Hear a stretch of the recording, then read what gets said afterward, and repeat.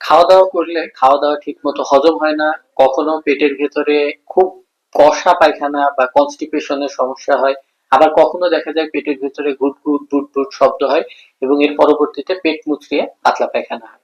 এই জাতীয় সমস্যাগুলোতে যারা ভুগছেন তাদের ভেতরে কিন্তু আইবিএস রোগ থাকার সম্ভাবনা সবচাইতে বেশি। এবং আমরা একটা কমন প্রশ্ন পেয়ে থাকি যে এই আইবিএস এর রোগীরা দুধ খেতে পারবে কিনা।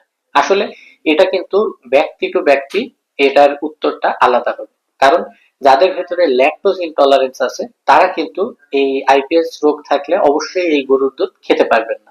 এবং যাদের ভেতরে কিন্তু এই দুধটা হজম করবার শক্তি আছে তারা কিন্তু চাইলে এটা খেতে পারেন, এর কারণে কিন্তু আইবিএস খুব বেশি সমস্যা করবে না। তবে যদি আপনার ভেতরে ল্যাকটোজ ইনটলারেন্স থাকে এবং সাথে আইবিএস এর সমস্যা থাকে সেক্ষেত্রে কিন্তু আপনি অবশ্যই দুধটা অ্যাভয়েড করবেন। এবং যদি দুধ খাওয়ার সঠিক নিয়ম আপনি জানতে চান তাহলে অবশ্যই আমাদের পেজের পরবর্তী ভিডিওটি দেখবেন।